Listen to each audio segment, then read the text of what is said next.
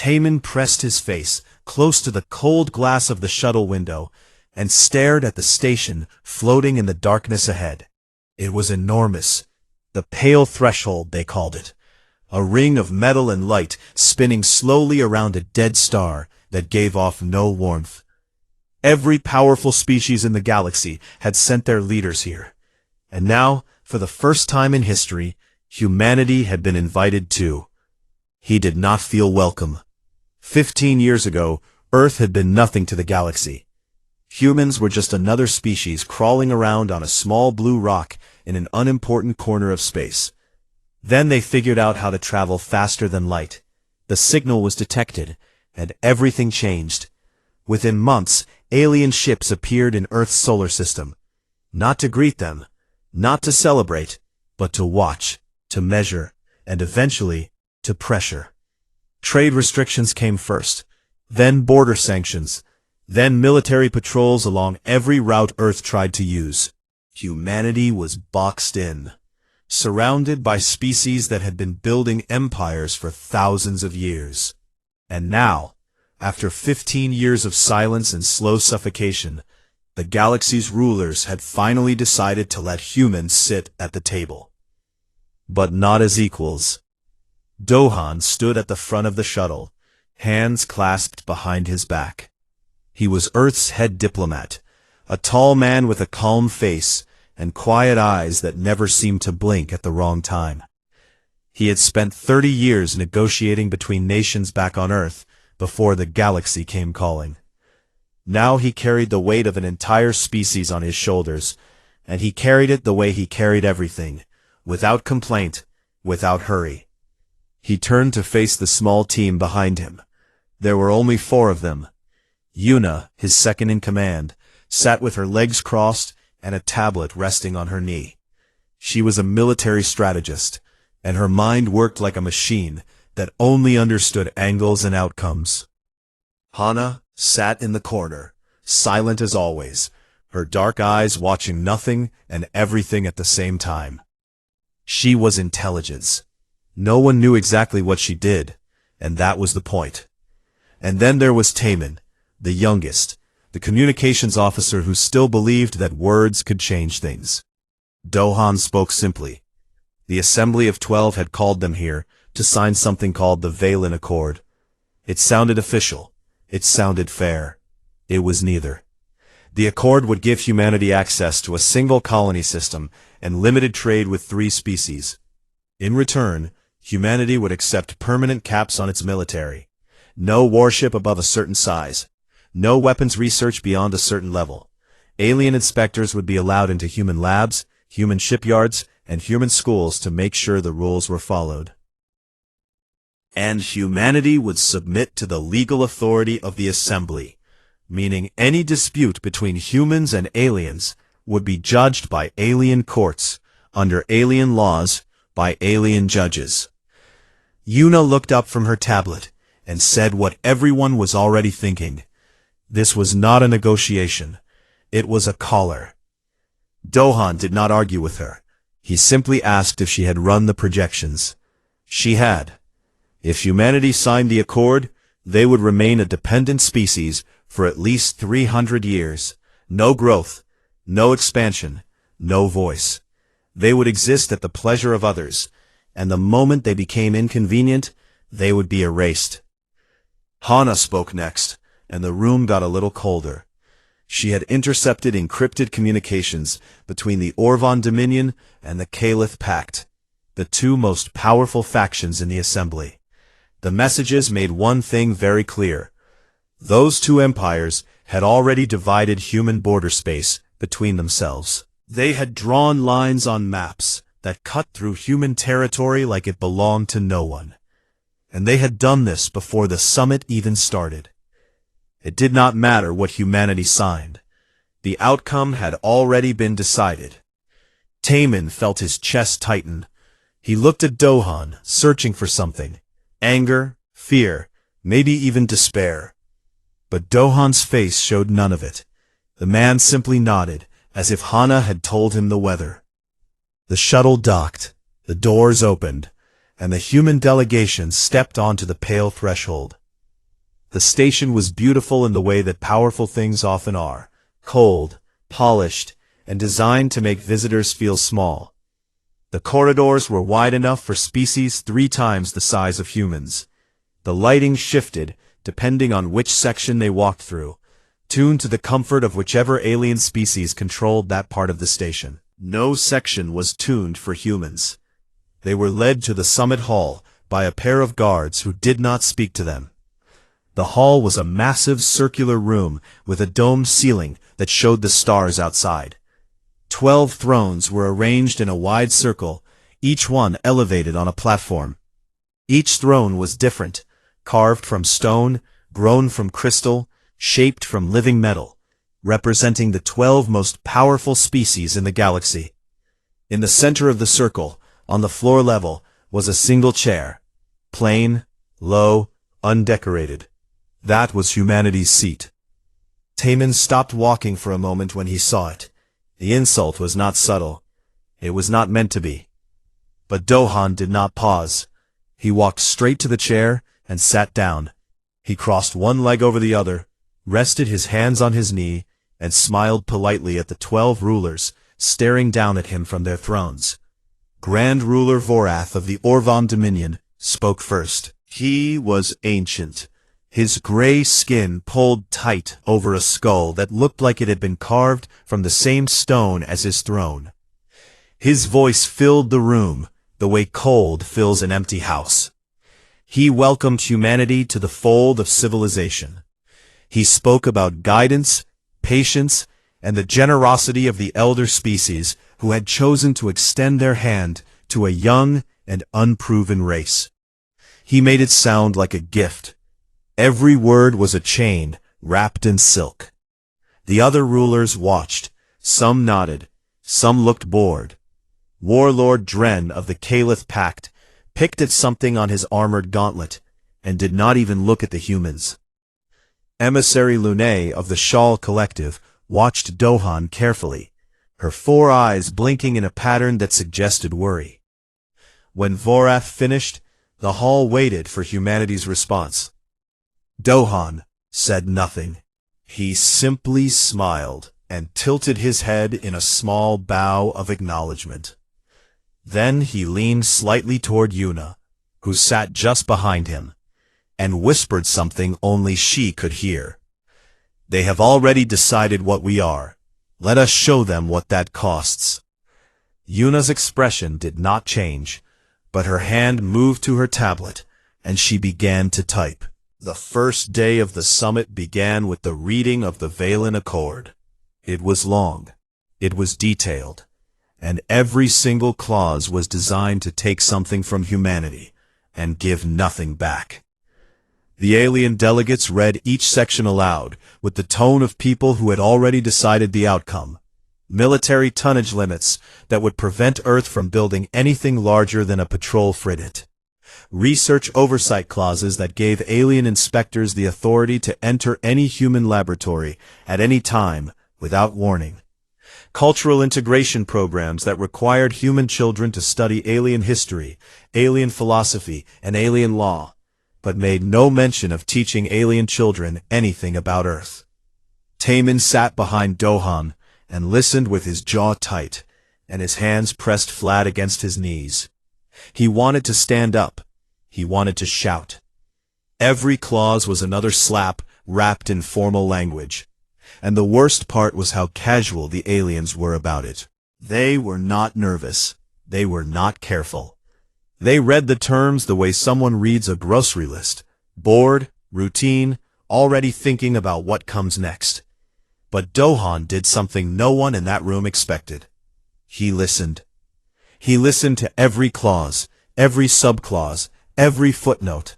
And when each section was finished, he asked questions. Polite questions. Precise questions. He asked about the definition of military tonnage. Did it include civilian ships that could be converted? He asked about the research oversight. Who appointed the inspectors, and who reviewed their findings? He asked about the cultural programs. Were they mandatory for all age groups, or only children under a certain age? The questions were calm. They were reasonable.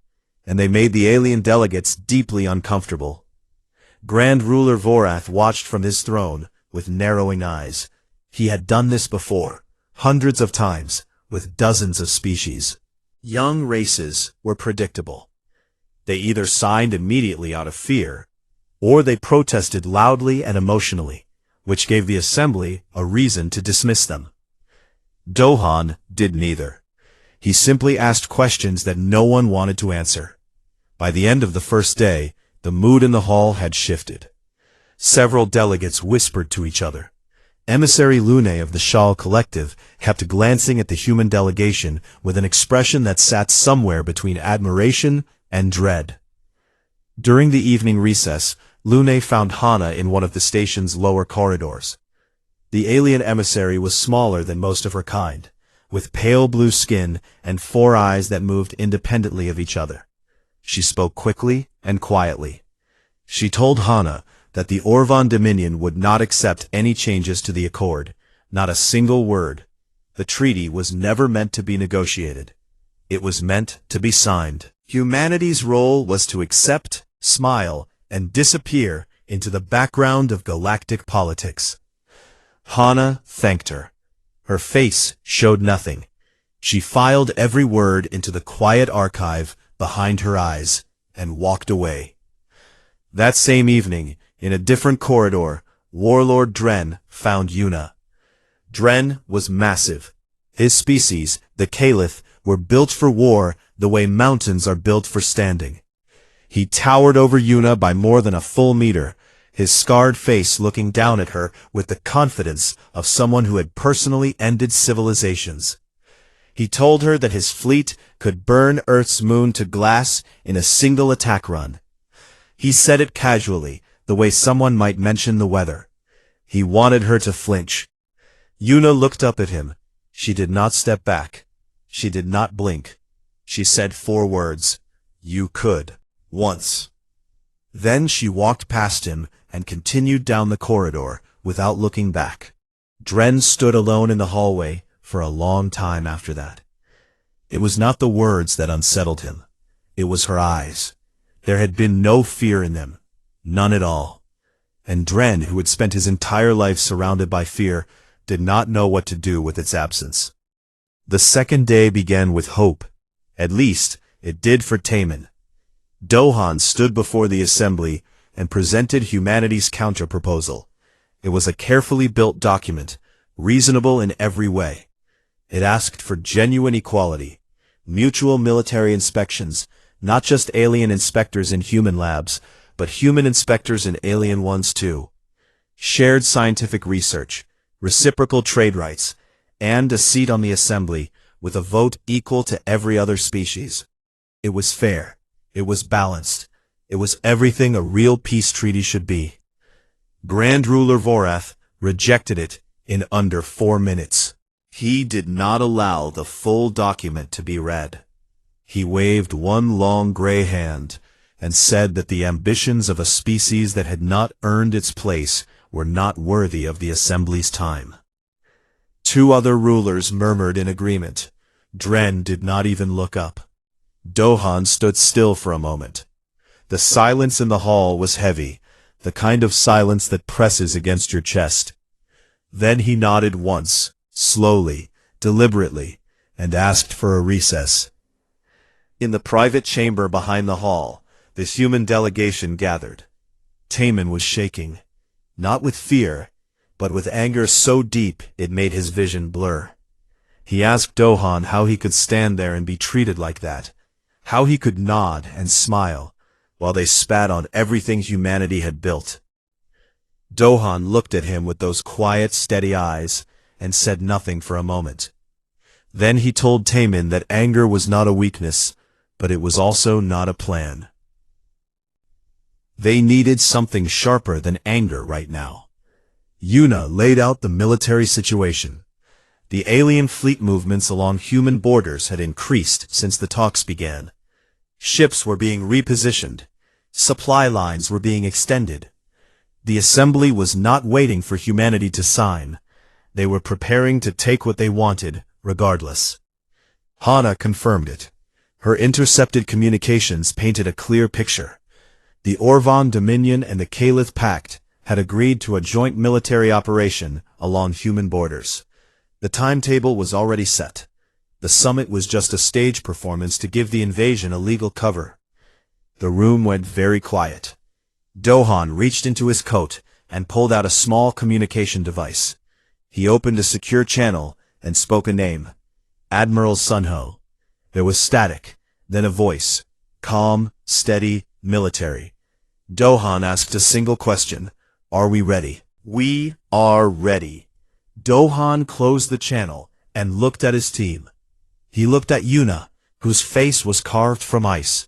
He looked at Hana, whose silence said more than words ever could. He looked at Taemin, whose anger had turned into something harder and more useful.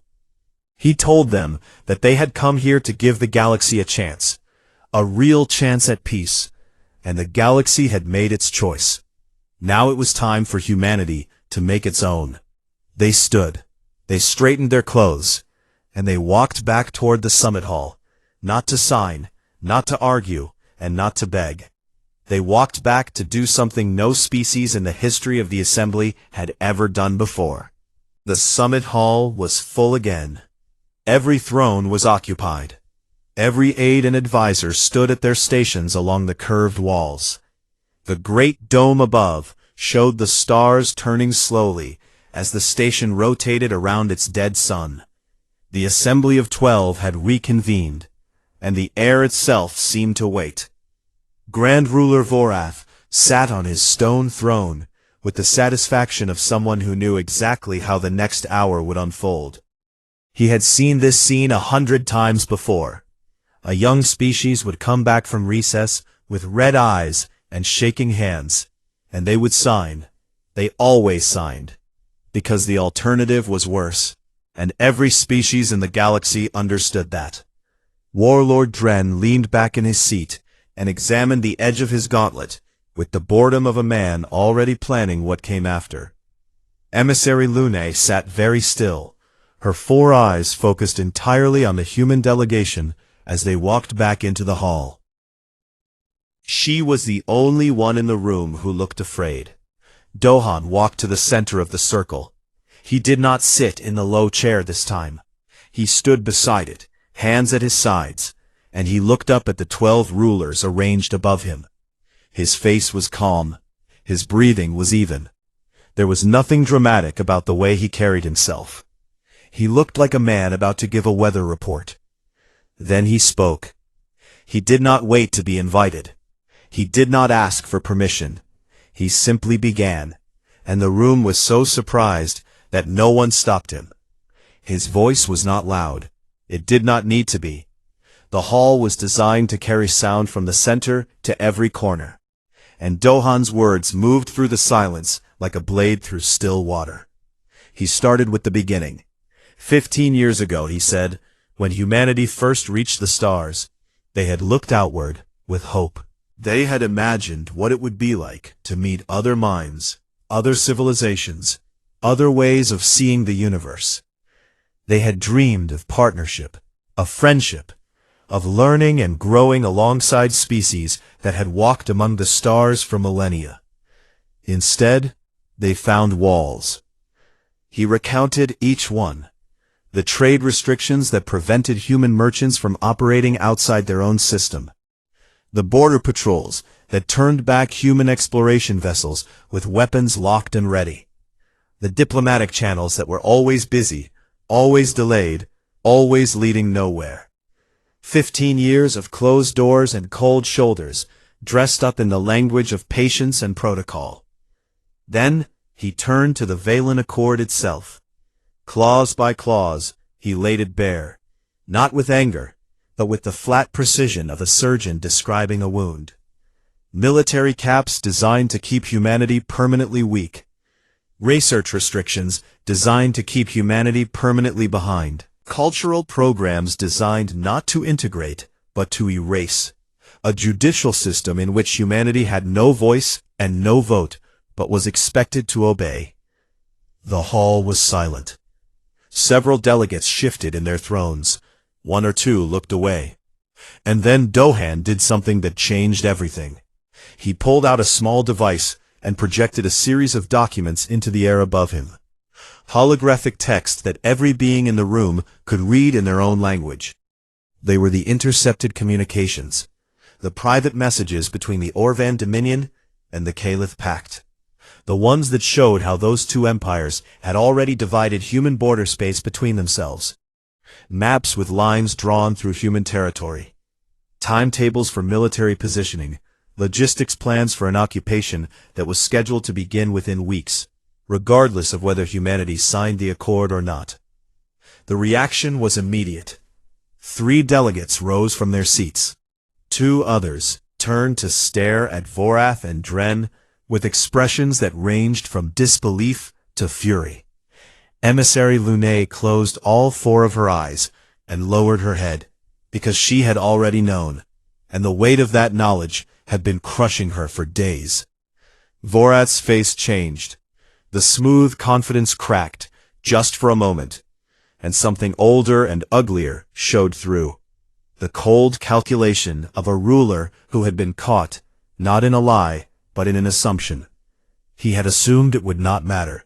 He had assumed that no one would ever see those messages, because no one ever looked twice at what happened to a species as small as humanity. Dohan let the silence hold. He let every ruler in that room sit with what they had just seen. And then he said the words that would be remembered for 1,000 years. You did not invite us here to make peace. You invited us here to rehearse our surrender. We decline the role. He walked toward the great doors of the summit hall with the same steady, unhurried pace he had carried since the first day. He did not look back. Yuna stood and followed him. Her boots made sharp, clean sounds against the floor. Hana rose like smoke and moved after them without making any sound at all. Vorath's voice boomed across the hall, commanding the humans to return to their seats. Dren slammed one massive fist against the arm of his throne and snarled something in his own language that the translators rendered as a threat involving fire and extinction. Other delegates shouted over each other, their voices tangling into a noise that filled the dome like a storm. The humans did not stop. Taman was the last one standing. He looked around the hall at the most powerful beings in the galaxy, ancient rulers who controlled fleets and worlds and the lives of billions. They were shouting. They were confused. They were afraid. And they were afraid, because 4 humans had stood up and walked toward the door. Taman straightened his jacket. He looked at Vorath, then at Dren, then at Lune, and in a gesture so human it would confuse alien scholars for generations, he placed one hand over his chest and bowed, a deep, respectful, final bow. Not mocking, not sarcastic, just the quiet courtesy of someone saying goodbye to people he would never sit beneath again. Then he turned and walked through the doors, and they sealed shut behind him. On the shuttle, moving fast away from the pale threshold, Dohan sat down at the communications console. His hands moved quickly. He opened a broadcast channel, wideband, unencrypted, maximum range. The signal would reach every ship, every station, every relay beacon, every colony, and every homeworld within range. He transmitted everything. The full, unedited transcript of the summit, every clause of the Valen Accord, every intercepted communication, every map, every timetable, every private message the Orvan Dominion and Caliph Pact had exchanged while planning to carve up human space like a meal. The galaxy was about to learn the truth, not from rumors, not from politicians, from the raw, unfiltered record of what had happened in that room. Yuna watched the transmission progress bar fill on her screen. Hana monitored the alien communication channels and reported that the station was already in chaos. Delegates scrambling, encrypted channels flooding with traffic. At least 3 species were calling their ambassadors from Orvan space. Taman sat by the window again, looking back at the pale threshold as it shrank into the distance. It still looked enormous, it still looked powerful, but something had changed. It no longer looked invincible. Back in the summit hall, the shouting had stopped. The great dome showed the same cold stars it always had. The 12 thrones, now meaningless in a circle that had been broken, looked down at an empty chair in the center of the room. The low, plain, undecorated chair where humanity was supposed to sit and accept its place. It was empty. And Grand Ruler Vorath, for the first time in his 10,000 years of rule, did not know what to do next. The broadcast hit the galaxy like a stone dropped into still water. The ripples spread fast, and they spread far, and nothing they touched stayed the same. Within hours, Dohan's transmission had been received, copied, translated, and shared across thousands of worlds. News networks on alien planets ran the story before their governments could decide how to respond. The full transcript of the summit, every condescending word from Vorath, every threat from Dren, every clause of the Valen Accord was laid bare for the entire galaxy to read. And beside it, the intercepted communications, the private maps, the invasion timetables, the proof that the two most powerful empires in the Assembly had planned to swallow humanity whole before the ink on the treaty was even dry. Some species were angry, and some, particularly the smaller ones who had signed their own versions of the Valen Accord generations ago, read the transcript and felt something they had not felt in a very long time. The memory of what it was like to be told your place. On Earth, the reaction was unlike anything the planet had seen since the first alien ships appeared in the sky 15 years earlier. But this time, it was not fear. It was not confusion. It was a single unified exhale, the sound of 8 billion people deciding, at roughly the same moment, that they were done being quiet. Every faction, every government, every political party set aside its differences. Emergency sessions were held in every capital. Military leaders coordinated openly for the first time in years. Civilian factories began converting their production lines, not because anyone ordered them to, but because the workers walked in and started doing it on their own. Shipyards that had been building freighters started building warships. Research labs that had been idle under the threat of alien inspections reopened their doors and went to work. It was not panic. Panic runs in circles. This moved in straight lines. Admiral Sunho deployed the first expeditionary fleet within 48 hours.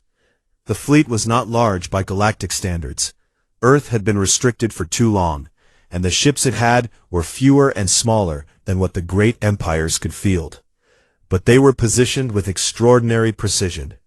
Yuna had spent years building contingency plans for exactly this moment, and every ship, every formation, every supply line was placed exactly where it needed to be. The fleet did not advance.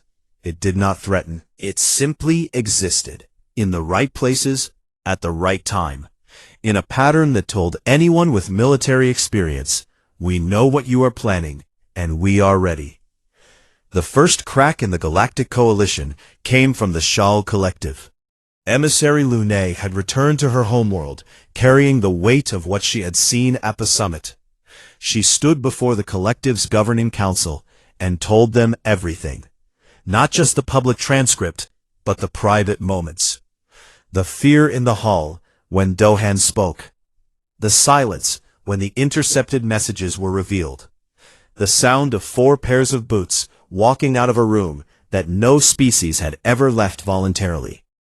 The Shal Collective voted within a day. They refused to join any military action against humanity. They recalled their ships from the Assembly's joint fleet, and quietly, through back channels that Hana had already prepared, they opened trade negotiations with Earth. Lune contacted Hana directly, on a secure line. Her voice was steady, but tired. She said something that Hana would remember for a long time. Your people have more friends than you know. You just forced them to choose a side. 3 more species followed the shuttle within the week. Small empires, mid-tier powers, species that had lived under the shadow of the Orvan Dominion for centuries and had never had a reason to step out of it. Humanity's walkout had not just embarrassed the Assembly. It had shattered the illusion that the Assembly was unbreakable. Warlord Dren did not wait for politics. He was a soldier, and soldiers solved problems the old way. He assembled a strike force, fast, heavy, overwhelming, and launched a punitive raid on a human border colony called New Incheon. It was supposed to be easy. A small colony, lightly defended, far from Earth. A quick strike to remind the galaxy that humans were still small and still breakable. The raid lasted 11 hours. Dren expected to meet scattered patrol ships and civilian defense platforms. Instead, he found a defense network that had no right to exist. Human ships appeared from positions that should have been empty. They fought in ways no galactic power had ever encountered. Decentralized formations that had no clear command ship. Adaptive tactics that changed mid-battle. And a willingness to sacrifice individual vessels in ways that turned every engagement into a trap. One human frigate rammed itself into the side of a Calith cruiser at full speed, crippling the larger ship and opening a gap that 3 more human vessels poured through. Dren's force was not destroyed, but it was mauled, badly. He lost a quarter of his ships and retreated with damage reports that his own admirals refused to believe until they saw the footage. The punitive raid, meant to show human weakness, became the loudest possible demonstration of human defiance. Back in the Orvan Dominion, Grand Ruler Vorath was dealing with a different kind of battle. His coalition was falling apart. The intercepted communications that Dohan had broadcast did more damage than any weapon.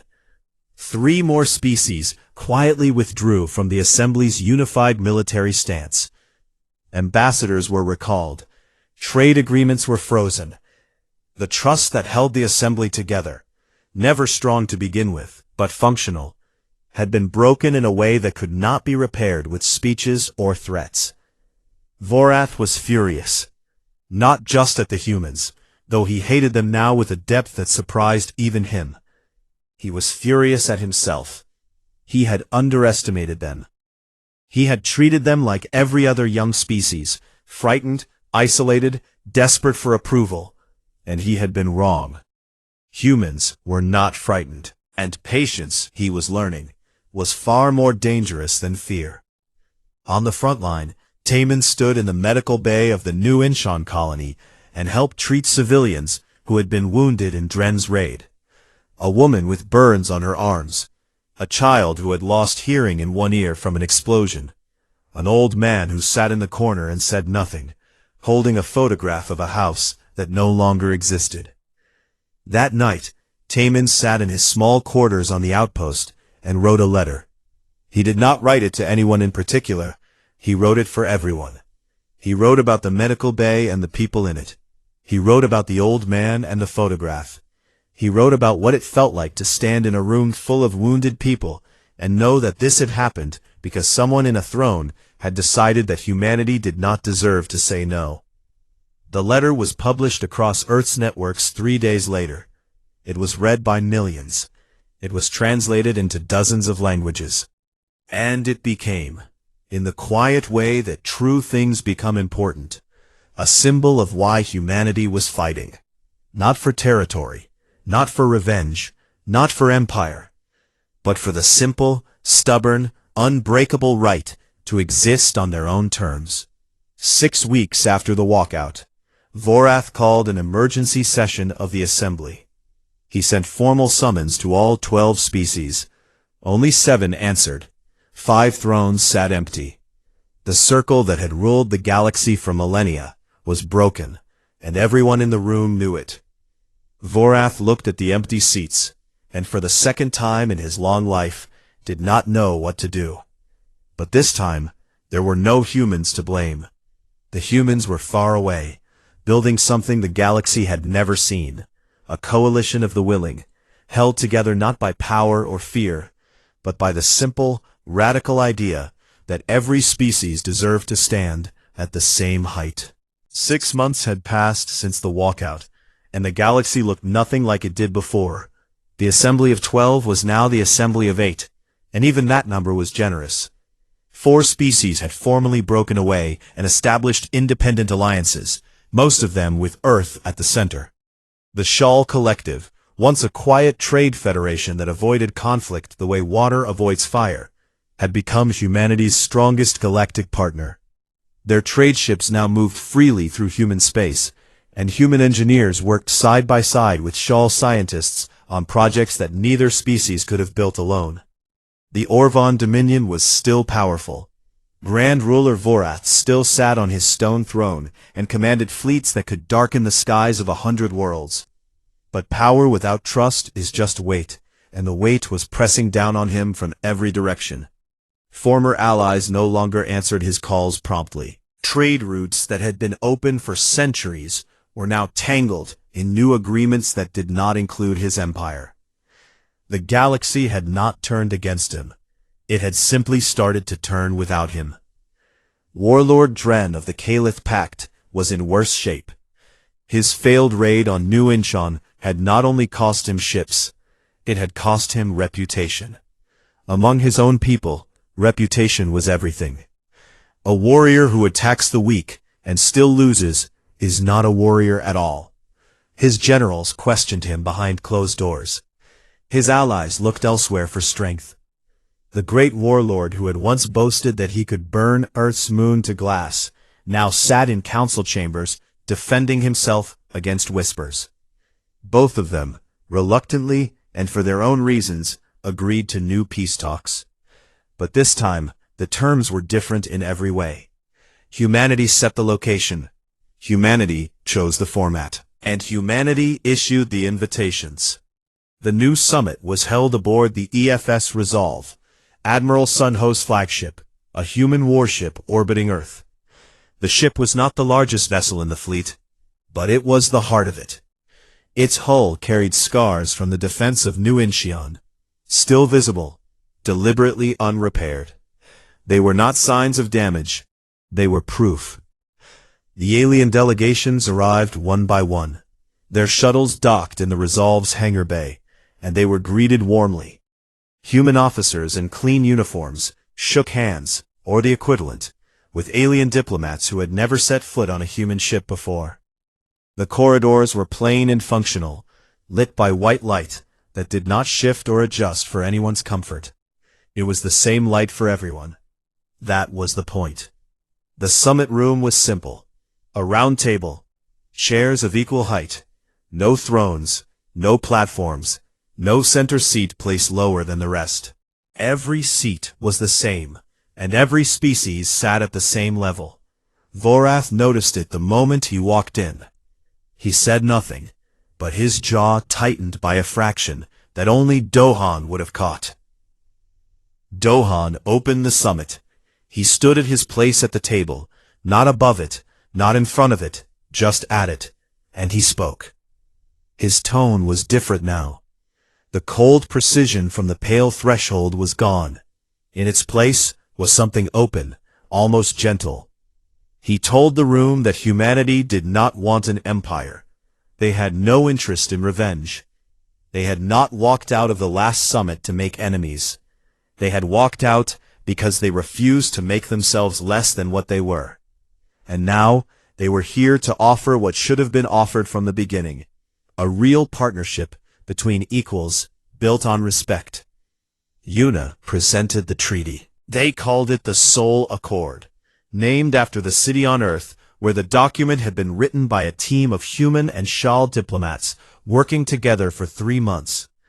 It was built on the same principles as the counter-proposal that Vorath had rejected in 4 minutes at the pale threshold. But it was broader now, shaped by 6 months of reality. Mutual defense agreements. If one species was attacked, the others would respond, not as servants, but as partners.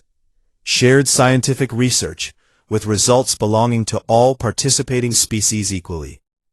Open trade, with fair tariffs and transparent regulations. Cultural exchange programs that went both ways. Humans learning alien history, and aliens learning human history. No inspectors, no restrictions, no leashes. And at the center of it all, a new galactic council where every species, whether they had been traveling the stars for 10,000 years or 15, had an equal voice and an equal vote. Emissary Lune read through the document carefully, her 4 eyes moving across the text at a speed that made Taman dizzy to watch. When she finished, she set down her tablet and looked at Dohan. She said that in her lifetime, she had signed dozens of treaties. Most of them were written by the powerful to control the weak. This was the first one she had ever read that was written by the strong to lift everyone up. She signed it. The Shal Collective was the first. 3 other species followed within the hour. Small empires that had broken away from the assembly. Mid-tier powers that had been watching and waiting. They signed with relief, with hope, and with the cautious optimism of people who had been burned before, but were willing to try again. He arrived at the summit with his armor polished and his expression carved from stone. He sat through the presentation without speaking, his massive arms crossed over his chest. When the floor was opened for discussion, he did not ask about trade routes or defense agreements. He looked directly at Yuna and asked her a question that surprised everyone. He asked her what humans fought for. Yuna met his gaze without hesitation. She told him that humans did not fight because they wanted to win. They fought because they refused to kneel. Winning was a result. The refusal was the principle. Dren was silent for a long time. Then he uncrossed his arms, picked up the stylus, and signed the accord. As he set it down, he looked at Yuna again and said, quietly enough that only those nearby could hear, that he had spent his whole life measuring strength by what a species could destroy. He had never considered measuring it by what a species would endure. Vorath was the last. He sat at the table with his ancient gray hands flat on the surface and his eyes fixed on Doan. The room was quiet. Everyone knew that this moment would define everything that came after. Without the Orvan Dominion, the Accord would work, but it would work with a crack running through it. With them, it could become something real, something lasting. Vorath spoke slowly. He said that in 10,000 years of rule, across hundreds of treaties and dozens of conquered worlds, no species had ever simply walked away from his assembly. They had fought, they had begged, they had surrendered, but none of them had ever just stood up, turned around, and left. He admitted that when the humans walked out, he did not know what to do.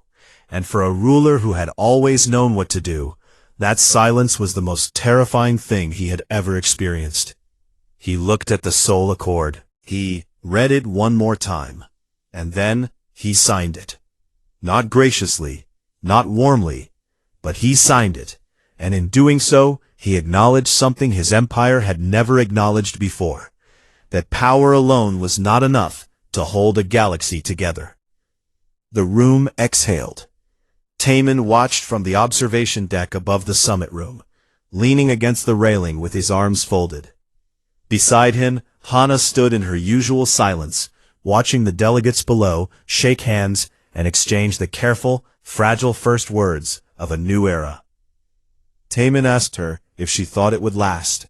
The peace, the respect, the idea that every species could stand at the same height. Hana looked out through the wide window at the curve of Earth below them, blue and white and impossibly bright against the black. She said that it did not matter if it lasted. What mattered was that they showed the galaxy it was possible. Below the ship, Earth turned slowly in the light of its sun. Around the Resolve, ships from a dozen species held formation. Shal traders, Kalith warships with their weapons powered down, Orvan cruisers flying alongside human frigates for the first time in history. It was not a fleet, it was a statement. In his quarters, alone, Dohan sat at his desk. In front of him lay the original Valen Accord, the document that humanity had been expected to sign at the Pale Threshold, the document that would have made them a servant species for 300 years. He picked it up, looked at it one last time, and folded it once down the middle. He set it on the corner of his desk, stood up, and walked out to join the others. He left the door open behind him. He would not be coming back to this room tonight. There was celebrating to do, and for the first time in a very long time, humanity had something worth celebrating. Outside the window, the stars stretched on forever. The same stars that every species in the galaxy shared, whether they had been watching them for 10,000 years or only 15. And for the first time, those stars did not look like borders or battlefields or prizes to be won. They looked like what they had always been, a place big enough for everyone.